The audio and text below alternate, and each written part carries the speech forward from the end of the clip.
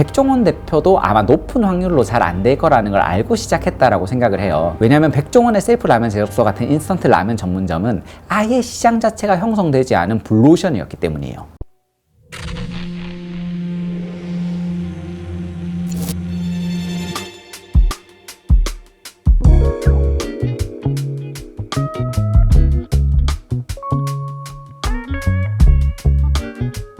안녕하세요. 오프라인 콘텐츠 기획자 공지훈입니다. 혹시 백종원의 라면 제작소라고 들어보신 적이 있으세요? 정확하게 말하면 상호명이 라면 셀프 제작소인데 2018년 백종원 대표가 운영하는 회사인 더본코리아가 서울 남영동에 테스트 매장으로 오픈한 곳이에요. 이곳의 컨셉은 각자가 선호하는 인스턴트 라면을 다양한 토핑과 함께 셀프로 끓여 먹는다인데, 그래서 테이블마다 개별 인덕션이 설치되어 있었고요. 토핑의 종류도 떡, 물만두, 우삼겹, 파채, 숙주 등 꽤 다양하게 준비가 되어 있었고요. 또 이 매장은 이름처럼 조리부터 퇴시까지 모든 과정이 셀프 시스템으로 이루어지는 거죠. 그러니까 당연히 가격도 합리적이었고요. 근데 여기가 오픈했을 때 사람들의 반응은 나쁘지 않았어요. 돈을 아껴야 되는 학생들, 직장인들, 라면 싫어하는 사람이 어디 있냐면서 여러 토핑들의 조합을 시도해보면 재밌을 것 같다면서 환영하는 분위기였죠. 실제로 당시 유튜버들도 꽤 많이 다녀갔는데 바이럴도 되었고, 또 라면 제작소를 다녀와서 찍은 영상에 사람들이 단 댓글들도 테스트 매장이 아니라 정식 매장이 되었으면 좋겠다, 이런 기대하는 글들이 많았거든요. 물론 여기에는 당연히 백종원 대표의 이름값도 한몫을 했을 거예요. 당시에 정말 백종원의 이제 명성이 가장 상종가를 치고 있을 때였긴 했거든요. 근데 이 라면 제작소는 안타깝게 정식 매장은 못 됐어요. 운영 기간이 겨우 몇 달 정도? 그러니까 채 1년도 못 가서 소리 소문 없이 사라진 거죠. 과연 왜 그랬을까요? 오늘은 이 백종원의 라면 제작소에 대한 이야기를 하면서 블루오션, 레드오션, 퍼플오션 같은 소비자 시장에 대한 이야기도 같이 들려드릴까 합니다.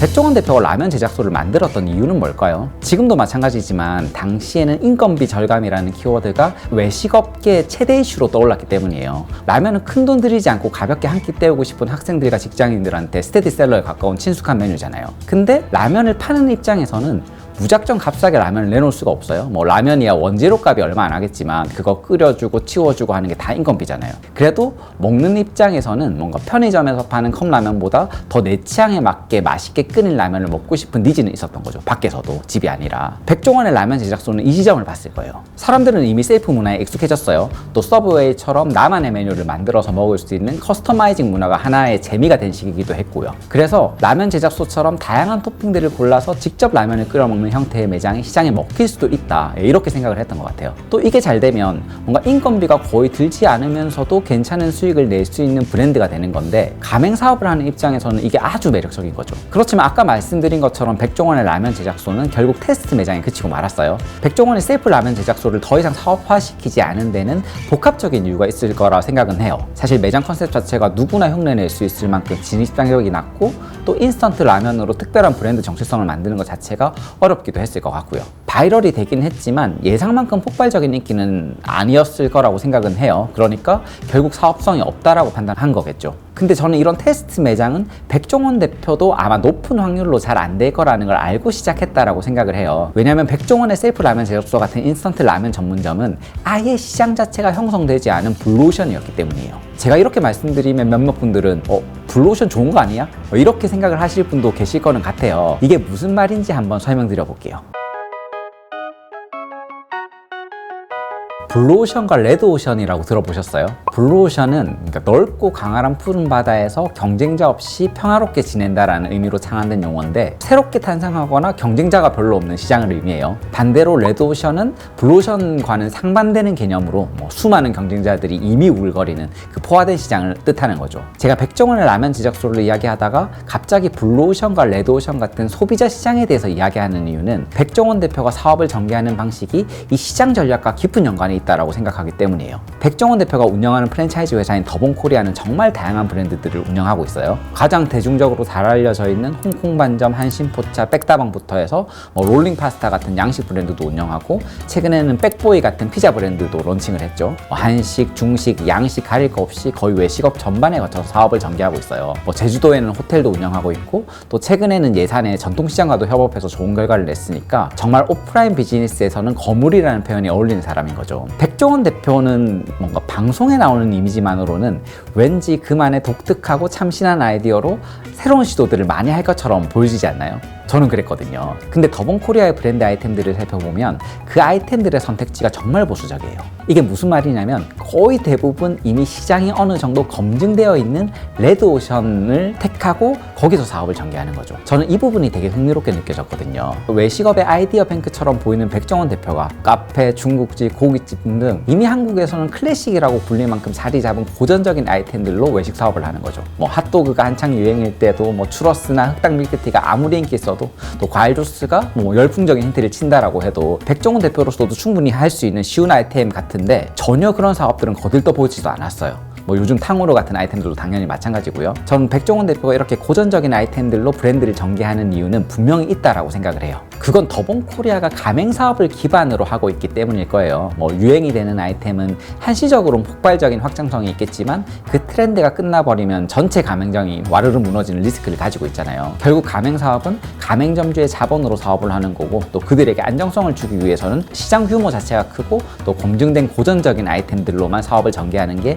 맞다라고 생각을 하는 거죠. 그나마 연돈볼 카츠는 뭐 일반적인 돈가스가 아니라 멘치카츠라는 완전히 새롭지는 않지만 더본코리아 입장에서는 상대적으로 고전적이지 않은 그런 아이템으로 가맹 전개를 하고 있는데 이것도 뭐 작은 규모 소자본으로 몰이나 휴게소 이런 내 창업을 할 수 있는 구조적인 안정성과 본인이 공들여서 같이 키워낸 이 연돈이라는 슈퍼 맛집의 브랜드 가치에 기대어서 뭐 충분히 안정성을 가맹점주들에게 만들어낼 수 있다라고 판단했기 때문이라고 생각을 해요. 근데 백종원 대표가 운영하는 브랜드들을 유심히 잘 살펴보면 그 아이템들은 거의 대부분 레드오션에 들어가 있는데 사실은 그 안에서 퍼플오션을 찾는 데 초점을 맞춰요. 퍼플오션은 치열한 경쟁 시장인 레드오션과 또 경쟁자가 없는 시장인 블루오션을 섞어놓은 블렌드된 시장이라고 생각을 하시면 돼요. 한마디로 기존의 레드오션에서 발상의 전환을 해서 또 새로운 가치를 만든 시장인 거거든요. 예를 들어 볼게요. 새마식당은 고깃집이라는 외식업의 가장 대표적인 레드오션에 들어갔어요. 근데 삼겹살이 메인이 아니라 뭐 열탄 불고기라든지 7분 돼지김치 찌개 같은 그런 메뉴들을 만들어서 메인으로 유행을 시켰죠. 백다방도 저가 커피 시장이라는 레드오션에 들어가서 뭐 아메리카노가 아닌 믹스 커피 스타일의 원조 커피와 사라다 빵을 마케팅 포인트로 잡는 것도 비슷한 결이고요. 그러니까 백종원 대표의 시장 전략은 일단 레드오션으로 들어가서 퍼플오션을 개척한다. 이렇게 이야기를 할 수 있을 것 같아요. 근데 문제는 외식업의 경험이 전혀 없는 꽤 많은 초보 창업자들이 블루오션을 찾아 뛰어든다는 거예요. 왜냐하면 우리가 외식 창업을 이야기할 때 차별화가 정말 중요하다는 이야기를 많이 듣는데 블루오션에 속하는 아이템들이 뭔가 차별화되어 보이기도 하고 또 경쟁자도 별로 없으니까 훨씬 더 큰 기회가 있다고 생각을 하는 거죠. 심지어 제가 특정 아이템을 거론할 수는 없지만 뭔가 차별화 말고는 큰 장점이 없는 아이템들을 프랜차이즈 가맹으로 창업해요. 그런 아이템들은 프랜차이즈가 되는 순간 차별화라는 장점도 사라져 버리는 거죠. 프랜차이즈는 말 그대로 온 동네에서 볼 수 있는 거니까요. 비유적으로 한번 말씀드려보면 예전에 방송에 자주 나왔던 예능인 중에 통아저씨라는 분이 있었거든요. 그분이 덩치가 작고 진짜 연체동물처럼 유연해서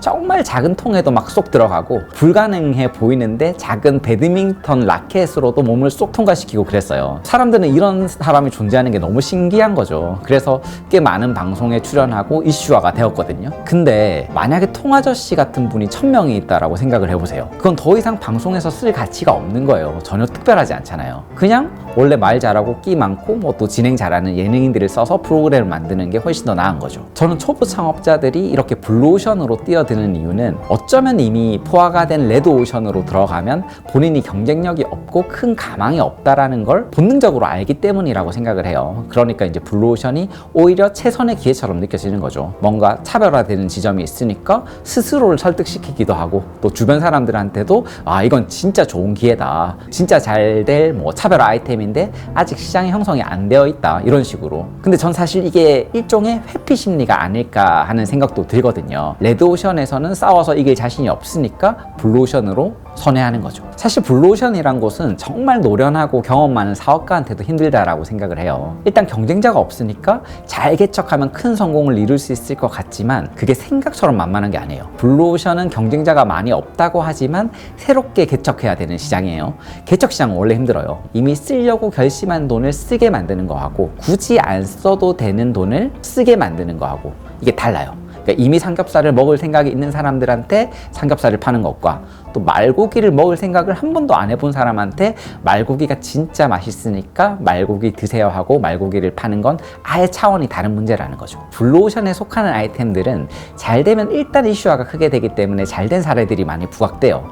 매스컴도 그런 자극을 원하잖아요. 그러니까 초보 사업가들 입장에서는 그런 성공들이 보이는 거예요. 근데 그 아이템들이 잘 되다가 시간이 지나서 무너지면 그건 또 매스컴에 안 나와요. 흔히 연예인들이 어떤 사건에 연루돼서 피소를 당하면 크게 기사가 나와도 무죄 판결 받으면 거의 노출이 안 되는 것과 비슷한 거죠. 매스컴 입장에서는 사람들이 좋아할 만한 그런 기사를 만들어내야 되는데 그건 성공 스토리가 적합하지 실패 스토리는 적합하지가 않은 거죠. 그래서 일종의 블루오션을 통한 성공 이야기에 초보 창업자들은 현혹당하는 거예요. 그러니까 본인도 차별화되는 독특한 아이템을 개발해서 블루오션에 뛰어들어야만 성공할 수 있다라고 착각을 하는 거죠. 어차피 경쟁 없는 시장은 없어요. 물론 제가 레드오션, 블루오션, 퍼플오션 이야기를 하면서 블루오션의 부정적인 부분을 이야기를 많이 드렸지만 다 각각의 장단은 있기 때문에 단순히 어느 시장이 더 낫다라고 단정지어 이야기할 수 없어요. 다만 레드오션에 뛰어들어서 생존할 수 있는 힘을 가진 사람이 아니면 블루오션으로 가면 더 어려운 결과가 나올 수 있다라고 저는 생각을 하는 거죠. 초기에 독특한 아이템이 소비자의 눈을 끌어서 성공을 한다 선 치더라도 그 시장이 진짜 돈이 되는 시장이 되면 수많은 경쟁자들이 몰려들어요. 근데 오프라인 비즈니스에서는 자본이 강력한 무기가 되는 시장이거든요. 다른 비즈니스도 마찬가지겠지만 그렇게 더 큰 자본이 들어왔을 때 소위 선수라고 불리는 경험 많고 노련한 사람이 아니면 그 시장을 지키고 생존하는 게 쉽지가 않다는 걸 저는 꽤 많은 사례를 통해서 봐왔어요. 사람 없고 고기 많은 바다는 본인이 찾아놓고 또 그 바다를 다른 큰 배 가진 어부한테 뺏겨버리는 일도 생길 수 있다는 거예요. 오프라인 비즈니스든 온라인 비즈니스든 뭔가 사업을 시작하기 전에는 확률을 높이는 전략을 세워야 한다라고 생각을 해요. 근데 블루오션에 들어가는 일은 확률 자체가 너무 낮으니까 제가 부정적인 걸 계속 이야기하는 것 같아요. 제가 주변에서 본 장사 잘하는 사람들은 거의 다 레드오션에 뛰어들어요. 심지어 한 상권에서 장사가 잘 되는 매장 몇 개 찾아놓고 동일한 아이템으로 이제 그 매장 정도는 충분히 본인이 잡을 수 있겠다는 판단으로 창업을 하기도 해요. 경쟁에서 이길 자신이 있다는 거죠. 스마트폰이라는 혁신을 만들었던 기업이 애플이에요. 정말 혁신을 통해서 새로운 거대한 시장을 개척해낸 거죠. 이 시장은 일종의 블루오션이었어요. 근데 애플이 아니었다면 그 큰 시장을 삼성 같은 경쟁자들로부터 지킬 수 있었을까요? 혁신은 언제나 높은 확률의 실패를 동반하고 또 그 혁신을 이뤄낸다라고 한들 또 그걸 지킬 수 있는 힘이 있어야 돼요. 그러니까 블루오션은 오히려 경험 많고 잘하는 사람들이 뛰어들어야 되는 시장인 거죠. 최근에 백종원 대표가 또 라면 사업에 뛰어들었다라고 해요. 물론 라면 제작소의 다른 버전을 만든 건 아니고요. 백라면이라는 봉지라면을 출시했어요. 봉지라면 시장은 무려 그 규모가 2조에 달하는 레드오션이에요. 여긴 테스트 그런 게 아니겠죠. 진짜 각 잡고 간 거예요. 본인의 브랜드 경쟁력으로 한번 해보겠다는 거죠. 백종원 대표의 전략은 레드오션에서 헤엄치다가 그 안에서 퍼플오션을 만들고 가끔 블루오션으로 가보는 거예요. 그리고 고기가 없다 싶으면 다시 본인의 바다로 돌아가요. 근데 이제 문제는 백종원이 블루오션에 가 있을 때 백종원도 저 바다로 가네 하면서 너도 나도 따라가는 사람들이에요. 무작정 그 바다에 고기가 많을 거라고 생각을 하면서요. 좋아 보이거든요. 그러다 몇 마리 없는 고기로 서로 싸우다가 다 같이 빈배로 돌아가는 거죠. 이번 영상에서는 백종원의 라면 제작소와 소비자 시장에 대해 이야기를 해봤습니다. 아마 이런 시장에 대한 이해도가 높으시면 오프라인 비즈니스를 준비하는데 훨씬 더 도움이 되실 거예요. 이번 영상이 좋았다면 구독과 좋아요 눌러주시고 또 앞으로도 좋은 오프라인 컨텐츠로 돌아오겠습니다. 또 뵈시죠.